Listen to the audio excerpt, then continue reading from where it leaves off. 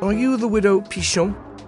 What do you think? I told him, the governor's men, God bless him, that I dare not touch his room. I has not touched it, not before or after. So like they said to me, right, I didn't do nothing. Not nothing, I ain't done nothing. Do not fear. We have just come to ask you a few questions. What did you think of him? Nice, nice, nice. He was very nice, he was very knowledgeable. He told me lots of lovely things. I likes to listen to him, but I tells him that he spoke too much. One day, he didn't come back, and I heard he'd been arrested.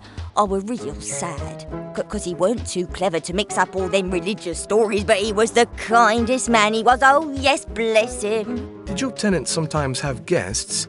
And did he speak to you about messengers? Never had no one, no. And messengers? Messengers of what? Messengers. In Greek, they're called angelos, aren't they? Hayat's messengers were angels.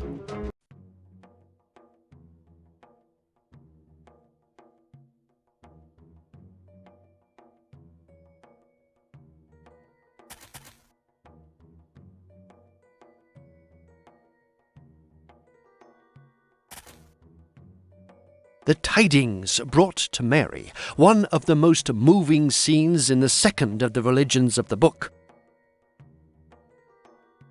The angel Gabriel prepares the mortal body of the prophet of the last revealed religion for its nocturnal journey to the heavens of Allah. Gabriel, seizing Abraham's arm at the moment of Isaac's sacrifice, the ancestor of the Hebrews without whom Christianity and Islam would never have appeared.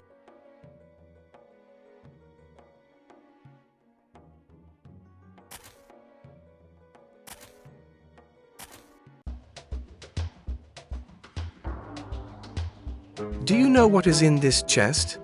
I see. Think I go through people's things, do you? Well, I don't see. I leave people alone with their bits and bobs.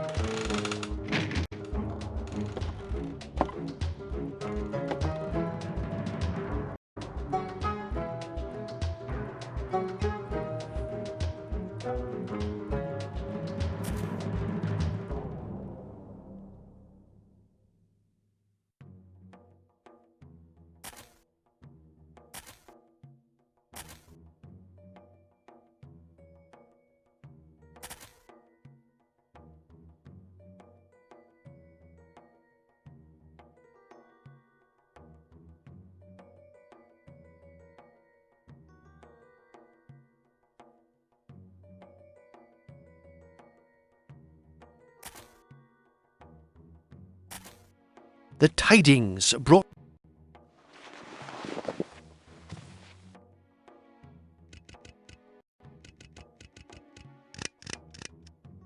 There was a trap behind the first messenger, and there is another one here.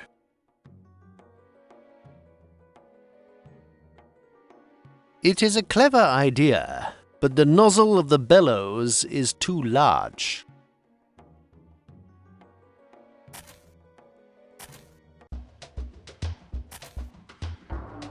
Could you make me a very thin nozzle for these bellows? My last born could do that for you. Wait here.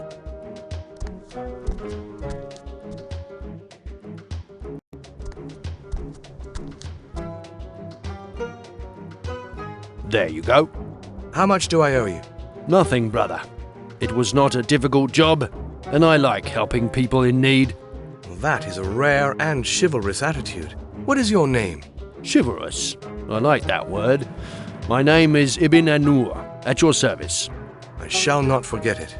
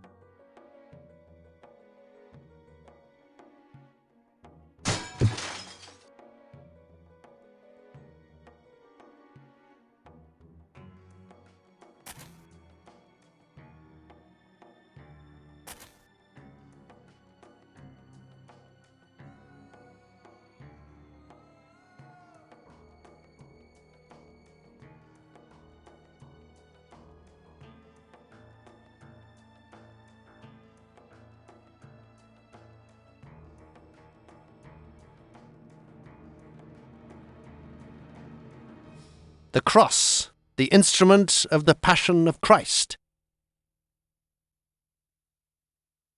It is a talit, a ritual prayer shawl of the Jewish liturgy, I believe.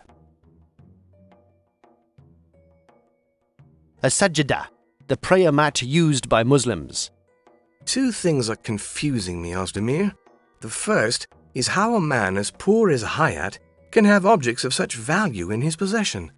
This chest contains some real treasures.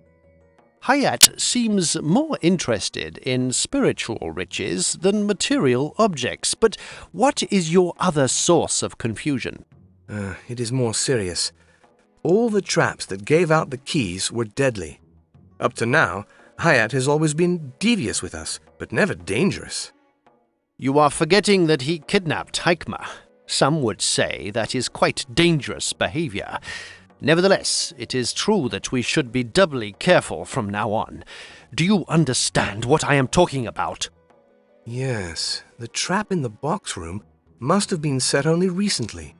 Hayat could not have filled the oil lamp from his cell, so either he has an accomplice, or someone is manipulating him and using this treasure hunt for their own means. To follow the tracks that we have just discovered, I think I shall have to make use of some of my contacts.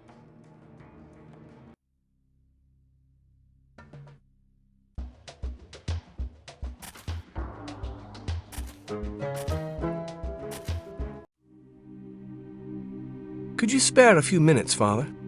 I am listening, Adrian.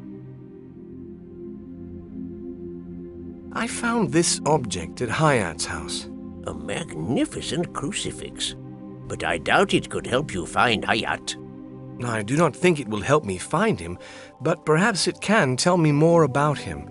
You told me that Hayat often came to see you. What about?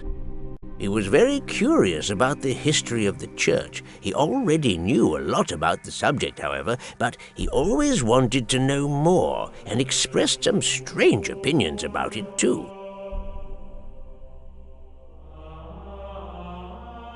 What did he want to know, specifically?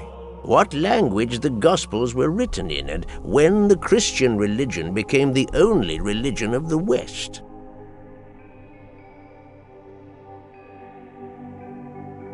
I too would like to know such things, Father. The Gospels were written in Greek, my child. Well, that is what is generally accepted. Hayat believed they had been written in Hebrew.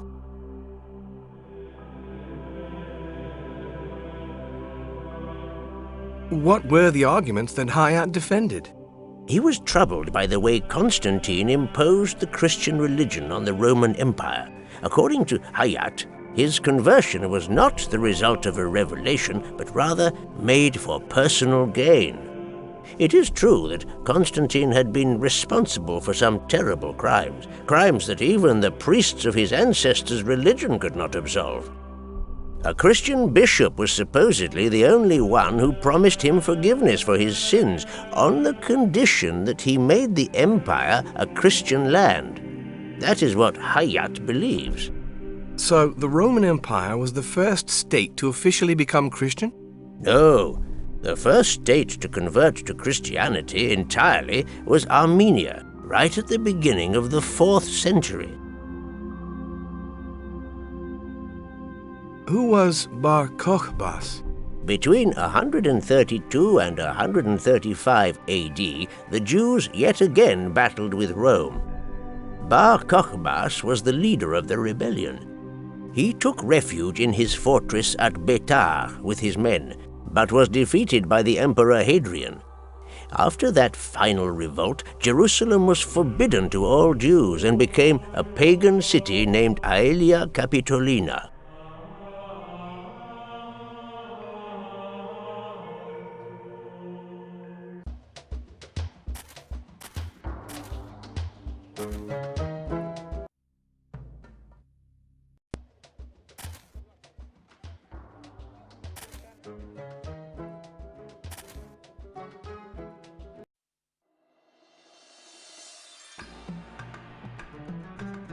Can you tell me what this object is for? What a magnificent talit!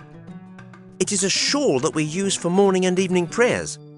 I have never seen one as splendid as this, and the phrase written on it is truly beautiful. Do you know where I can find Kalonymus? My master went to pray at the Wailing Wall. You can go and find him there, if you wish. I do not see any writing on this shawl, Isaac. Oh, but it is there, believe me, and it thus respects tradition. Look at the tzitzits, the fringes around the shawl. Do you see these couples of knots separating the spaces? Yes, threads run through each one. If you count the number of turns the threads make, you will see that each one is different. That is because they indicate the order of the letters of our alphabet. The phrase I was telling you about is not written with symbols, but with numbers.